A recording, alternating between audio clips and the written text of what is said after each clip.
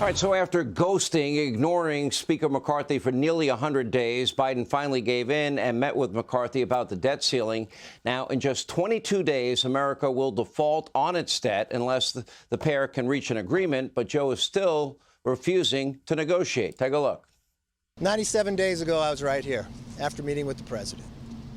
On February 1st, I came down to see him, saying, let's work together in a responsible, sensible way that we can lift the debt ceiling and find a way that we can curb this increasing debt that is affecting every American family with inflation. Nothing has changed since then.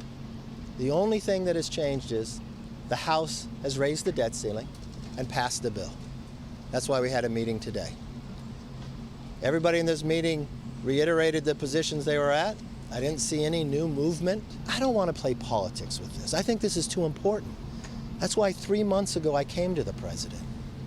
Can't we find a way? I know we're both going to have to give and take. That's the way the founders have created our government. A House, a Senate, the executive branch. So let's sit down together, find places we can agree upon, and get this done. Now, the Speaker is right. To Biden's surprise, House Republicans did pass a bill that both raises the debt ceiling and cuts spending. So now Biden can just sign the bill, or he will need to negotiate and find a resolution. And according to Joe Biden from 2011, he says that's the right thing to do. But remember, from the beginning, he said no negotiating. Take a look.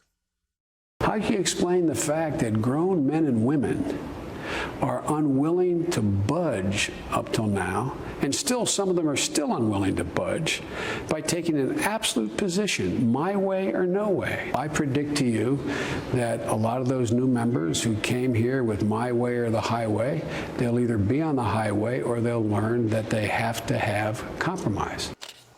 All right, that was Biden then, and this is Biden now. Now he's my way or the highway. Take a look. As I've said all along, let's discuss what we need to cut, what we need to protect, what new revenue we can raise, and how to lower the deficit to put our fiscal house in order. But in the meantime, we need to take the threat of default off the table. The first, you didn't listen either, so why should I even answer the question? We cut the deficit by $160 billion, B-I-L-L-I-O-N, dollars on the Medicare deal. All right. Now, unfortunately, Biden and his friends want a free pass, but Senate Republicans, they're standing firm. At least 43 of them now have signed on to a letter refusing to vote for a debt ceiling increase without serious spending and budget reform. My next guest also says he would not support the so-called clean debt ceiling increase unless it has fiscal responsibility measures in it. Louisiana Senator John Hannity is with us right now.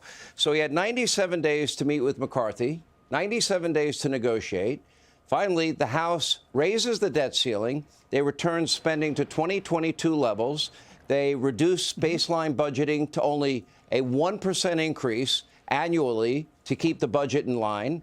They also have provisions in there, for example, for energy. To me, it's a great bill. You would be the 44th senator that will not go along with cloture. It looks like it's that bill or no bill, because I don't think Kevin McCarthy is going to be able to change his caucus. Well, there's only one plan on the table, and that's Speaker McCarthy's and Majority Leader Scalise's. Look, Sean, I confess, I don't understand President Biden. That's one of the greatest mysteries of the universe, Senator. If you could, I would be listening for hours. Well, there are times that I think President Biden is being advised by the marketing team at Budweiser. His poll numbers are on a journey to the center of the earth. And it's no mystery why. Because of the president's policies, the American people feel chewed up, spit out, and stepped on. Inflation, crime, the border, Afghanistan, the forfeiture of America's energy independence. Because of his COVID policies, our kids have experienced the largest learning loss in modern history. I mean, how many roads must a man walk down until he knows he is lost? Now, Speaker McCarthy has given the president an extraordinary opportunity to demonstrate leadership. And if the president doesn't take it and he causes America to default on its debt, the president's a smoke turkey. And I don't understand why he doesn't understand that. Today they met finally, and what did the president do? He said, well, I'm going to turn it over to my staff. I don't like your bill that you, even though it's the only plan on the table, I'm going to turn it over to my staff and we may meet again. Are you kidding me? I mean, fair or not, according to the polls, most Americans think the president is older than the Adirondack Mountains, and that he's not fit to be president. What the president should have done, what I would have done in that situation, is say, okay, Speaker, I appreciate you coming by. Clear your calendar. We're going to meet 4 hours tomorrow, 4 hours the next day, 4 hours the next day, 4 hours the next day, until we hammer out an agreement that raises the debt ceiling and reduces the rate of growth of spending and debt accumulation to get inflation under control and demonstrate leadership. Do you believe that Mitch McConnell will stand strong with the 43 other Republican senators? And by the way, I think Joe Manchin is on board with this as well. Will he stay firm in insisting on the type of fiscal restraints that the House bill put in place? Well, you'll have to ask Mitch that question, Sean. I just know that that we are trading in our future for today with all the spending. This spending and debt accumulation is the underlying reason we have inflation. And no one, I don't want to default on America's debt, but this is an extraordinary opportunity for us to solve two problems at once, and I just don't understand why President Biden will not see it like that. Because I mean it. If he right now, McCarthy's plan is the only plan on the table, and if the president rejects it and causes America to default on its debt, he is a smoke turkey, and America is hurt badly. There will be only one person in the end to blame, and that's Joe Biden. He was betting the last 97 days that Republicans with a small majority would not pass a bill. Well, they did.